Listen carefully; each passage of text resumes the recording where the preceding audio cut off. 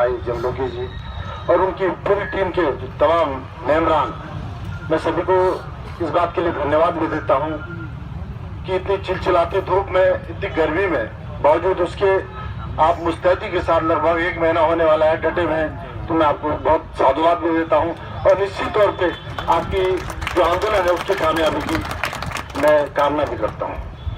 साथियों, 27-28 दिन का जो समय है बीता, आप लोगों ने आंदोलन किया, लेकिन आंदोलन की जो आवाज है एक नेता के रूप में स्थापित अगर इस प्रदेश का मुख्यमंत्री होता तो निश्चित तौर पे उसके कान में गूंज जाती, आपकी आवाज जाती कि हमारे प्रदेश का नौजवान, हमारी बहनें आज सड़कों पर हैं, उनके परिवार एक तरह से बेघर हो गए हैं, उनके सामने रोजी रोटी का संकट आ गया है। लेकिन ऐसा निकम्मा व्यक्ति जिसने कभी जनहित के लिए आंदोलन ही नहीं किया, आप बताइए, जो हमारे त्रिवेंद्र सिंह राव जी जीरो टॉलरेंस के बहुत महान आए हैं, ईमानदारी की प्रतिमूर्ति, अभी सारा मैं खोलूंगा आपके सामने बातें, उस व्यक्ति ने जब कभी जनता के लिए कोई आंदोलन ही नहीं किया तो वो आप लोगों की पीड़ा को कैसे समझे? ये बड़ी दुर्भाग्य की बात है। ऐसे व्यक्तियों के हाथ में बागडोर चली जाती है जिन्होंने कभी आंदोलनों से सरोकार नहीं रखा। ये मैं नहीं कह रहा हूं, उनका डाटा है, आपके विधानसभा जो चुनाव है उनके जो घोषणा पत्र उसको उठाकर देख लीजिए। अगर कभी जनता के लिए कोई आंदोलन क्या हो, कहीं उन पर मुकदमा भी दर्ज हो, तो बताइए ऐसे नेताओं से हम क्या उम्मीद कर सकते? आज बड़े दुर्भाग्य की बात है, इस प्रदेश का मुखिया, हम तमाम बातें करते हैं कि इस प्रदेश में रोजगार सर्जित करो, आप हमारे पदों का सर्जन करो और नए नए पदों का सर्जन करो, लेकिन ये सरकार पद सर्जन करने के बजाय उन पदों को मृत करने का काम कर रही है। क्योंकि आज जो सरकार है लगभग 33,000 करोड़ रुपए बाजारू कर्ज के रूप में हम अब तक ले चुके हैं। हमारी आमदनी क्या है और करीब 2728 रुपए हम प्रतिवर्ष उसका ब्याज देते हैं। आप रोजगार की बात करें, रोजगार कहाँ है? कैसे रोजगार देगी? आने वाले जो हमारे समय है, जो कर्मचारी, उनके सामने भी बहुत बड़ा संकट अभियान वाला है, उनकी तनख्वाह का तमाम जो योजनाएं हैं उनका भी संकट आने वाला है।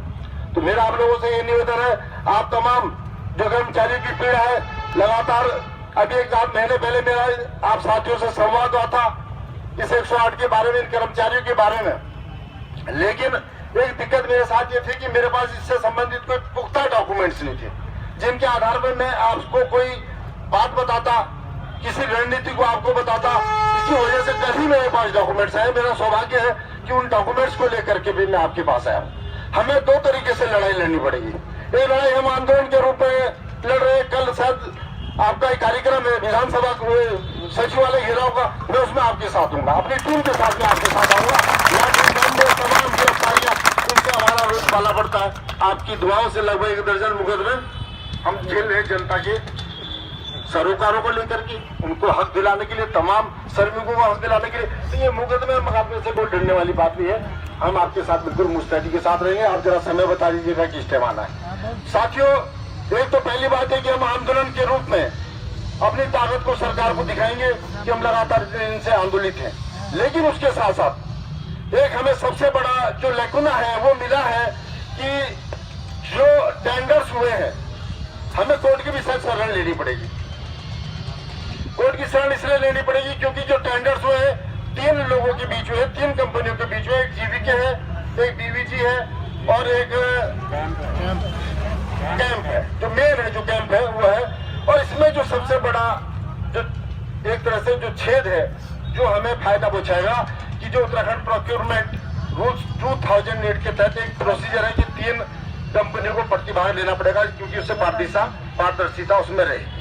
लेकिन जो कंपनी है, जो आपकी कैंप कंपनी है, जिसको ठेका यहाँ पर दिया गया है, उसको एक कंपनी है सर्विन सर्विसेज कुछ इस तरह की है, जो कि उसमें उसकी जो इनका एक कंपनी के रूप में इनको एक मेंबर होना चाहिए था, लीड मेंबर होना चाहिए, उसमें उसको इन्होंने पार्टनर दिखा रखा है। उसका टर्नओवर 20 करोड़ रुपए प्रतिवर्ष होना चाहिए।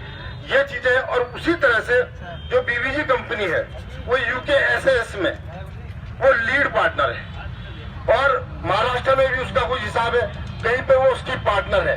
उनका 20 करोड़ का टर्नओवर नहीं हो रहा है। तो ये तमाम चीजें हैं जो इन कमियों को उजागर करके हमें किसी अच्छे विशेषज्ञ से हम बात करेंगे, वकील से हम बात करेंगे कि इनका टेंडर निरस्त करा जाए। अगर इनका टेंडर निरस्त हो जाता है निश्चित तौर पे आप लोगों की सर्विस यथावत रह सकती है।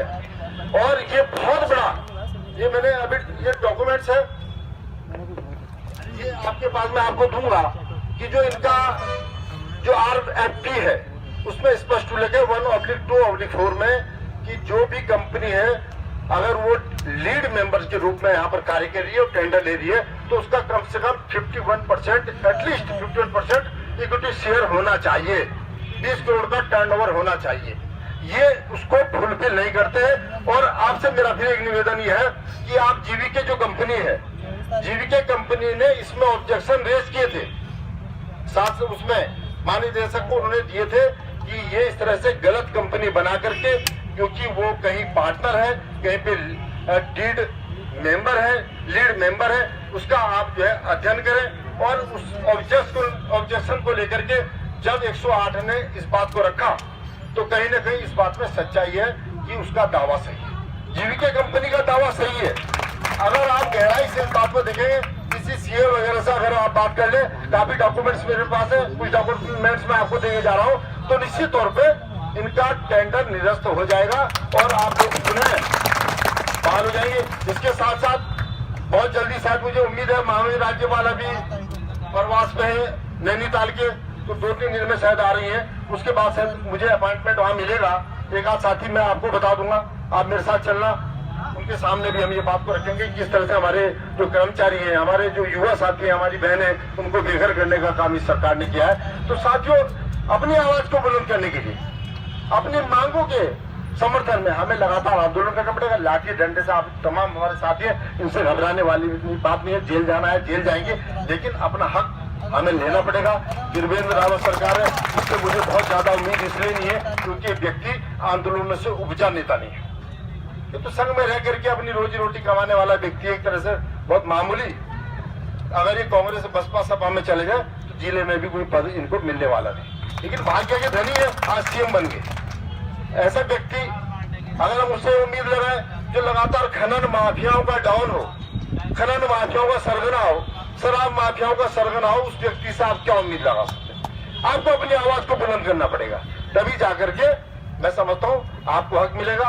आपके हक में अगर त्रिवेंद्र सरकार में थोड़ी भी दरियादिली होती, थोड़ी भी अगर दूरदर्शिता होती, निश्चित तौर पे आप लोगों को अब तक हक मिल गया होता। लेकिन हमारे दुर्भाग्य की बात है, इस उत्तराखंड राज्य की यही विडंबना है कि शराब माफियाओं के लिए सुप्रीम कोर्ट के आदेश को रात रात में बदल दिया जाता है एक्ट ला करके। जो हाईवेज है, स्टेट हाईवेज है, उनको डिस्ट्रिक्ट रोड बना दिया जाता है शराब माफियाओं के फायदा पहुंचाने के लिए। तो शराब माफिया चला रहे सरकार, खनन माफिया चला रहे। तो मेरा आपसे ये निवेदन है, अपनी आवाज को आंदोलन के साथ भी मजबूत करें और साथ साथ जो डॉक्यूमेंट्स मैं आपको दे रहा हूँ, इस डॉक्यूमेंट के आधार पे आपको बहुत बड़ा लाभ मिलने वाला है। और निश्चित तौर पे 100% मैं बता रहा हूँ, आपके पास बहुत बड़ी यूनिटी है, सब लोग मिल करके इस काम को अगर अंजाम देंगे तो ये टेंडर निरस्त होने के साथ साथ आपका सम्मान भी बरकरार रहेगा, आपका सम्मान बहाल होगा, आप लोगों को फिर से रोजगार मिलेगा। इन्हीं कामना के साथ, इसी शुभकामना के साथ कि आपका आंदोलन सफल हो, आपकी जो मांग है उसको बल मिले। आप लोगों का मैं धन्यवाद करता हूं और पुनः जीवीके के जो अपने निष्कासित कर्मचारी साथी हैं उनका मैं बहुत बहुत धन्यवाद करता हूँ।